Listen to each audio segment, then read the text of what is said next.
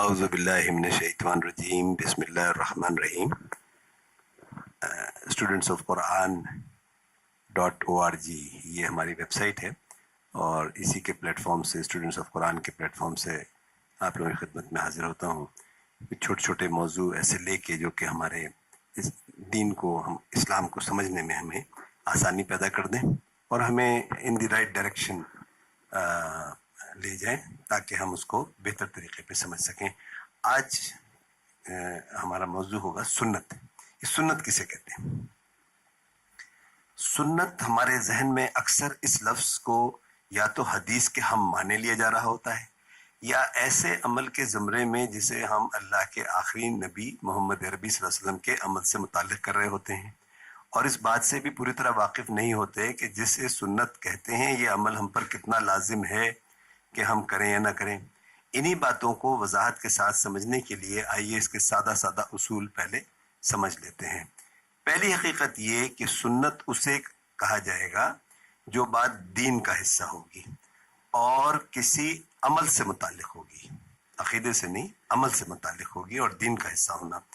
اور یہ تو پہلے نبی سے چلی آ رہی ہے اور آخری نبی صلی اللہ علیہ وسلم تک. بنیادی باتیں ایک ہی ہیں سوائے چند تبدیلیاں ضرور اس میں اللہ رب العزت نے اپنے نبیوں کے ذریعے سے کروائیں تو وہ بھی واضح ہیں. ایک اور بات اس سلسلے میں سمجھنے میں دلچسپی رکھنے والوں کے لیے اہمیت رکھے گی اور وہ یہ کہ کیا یہ بھی حدیث کی طرح ہزاروں میں ہے کہ جن کی تعداد کا حتمی تعین کرنا مشکل ہو. تو ان دونوں باتوں کا جواب بڑا ہی ہمت افزا ہے اور وہ یہ کہ نہ صرف یہ گنتی کی ہیں بلکہ جو اب آپ کو میں پڑھ کے سناؤں گا ذیل میں درج ہیں ان کے سے نہ ایک زیادہ ہے نہ کم.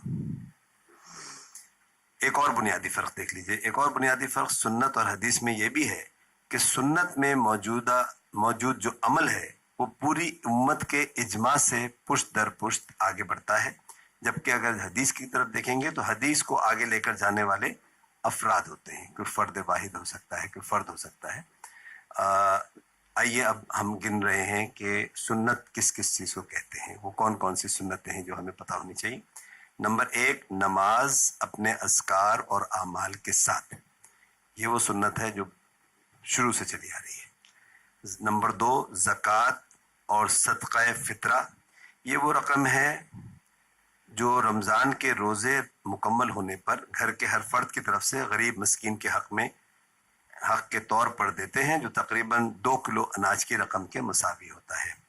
یعنی زکوٰۃ بھی ضروری ہے دینا اور صدقہ فطر بھی دینا ضروری ہے. نمبر 3 ہے روزہ اور اعتکاف.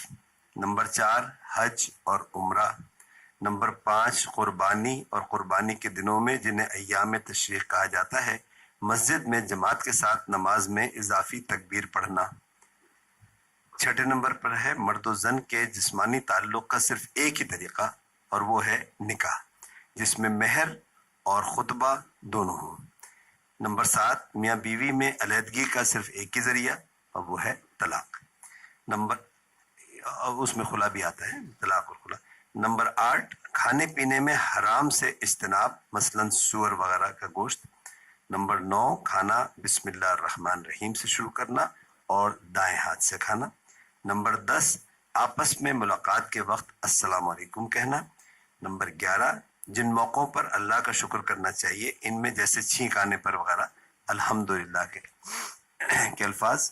نوزائیدہ نیو بورن بچے کے کان میں اذان اور اقامت کا پڑھنا، یہ سنت آخری نبی صلی اللہ علیہ وسلم سے اس طرح شروع ہوئی ہے جیسے کہ اب ہم دیکھ رہے ہیں. نمبر 13 اپنے جسم کو پاک صاف رکھنا یعنی طہارت.